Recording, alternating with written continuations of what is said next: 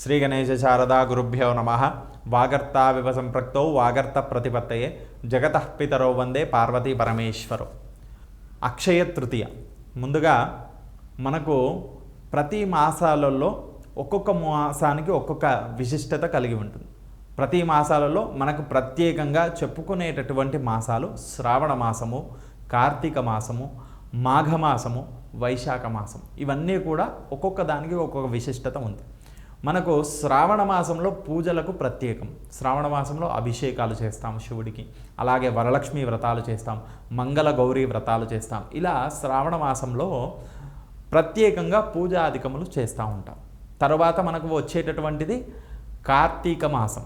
కార్తీక మాసంలో దీపానికి ప్రత్యేకం. అన్ని రకాల దీపాలు మనం వెలిగిస్తూ ఉంటాం. కొంతమంది రాహుకాల దీపాలని, అలాగే కొంతమంది బెల్లము పైన దీపం వెలిగిస్తామని, ఉసిరి చెట్టు దగ్గర దీపము, తులసి చెట్టు దగ్గర దీపము, అలాగే శివాలయంలో ధ్వజస్తంభం దగ్గర దీపము, ఇలా అనేక రకాలైనటువంటి దీపారాధనలు చేస్తారు. కాబట్టి కార్తీక మాసము దీపారాధనకు ప్రత్యేకం.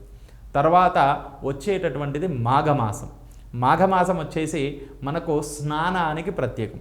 మాఘ స్నానాలని సూర్యోదయ పూర్వమే స్నానాలు చేసి ఆ యొక్క మాఘ స్నానాలన్నీ కూడా నదీ స్నానమని, సముద్ర స్నానమని ప్రత్యేకంగా స్నానాలకు ప్రత్యేకంగా ఆ యొక్క మాఘ స్నానం అని చెప్తున్నాం.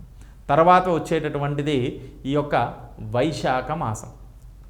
వైశాఖ మాసము దేనికి ప్రత్యేకం అంటే దాన ధర్మాలకు ప్రత్యేకం. అందులో అక్షయ తృతీయ. అక్షయ తృతీయ ఏదైతే ఉందో ప్రత్యేకంగా మనకు అందరికీ తెలిసినటువంటిది ఏంటి అంటే కొనుగోలు చేస్తాం. అంటే బంగారాన్ని కొనుగోలు చేయాలనేది అందరికీ తెలిసినటువంటిది, వాడుకలో ఉన్నటువంటిది. కానీ అంతకంటే ప్రత్యేకమైనటువంటిది మనకు దాన ధర్మాలు చేయడం. కాబట్టి దాన ధర్మాలు చేసేటటువంటి మాసంగా ఈ యొక్క వైశాఖ మాసాన్ని దాన ధర్మాలకు ప్రత్యేకంగా చెప్పబడింది. అందులో మనకు అక్షయ తృతీయ నుంచి మొదలవుతాయి.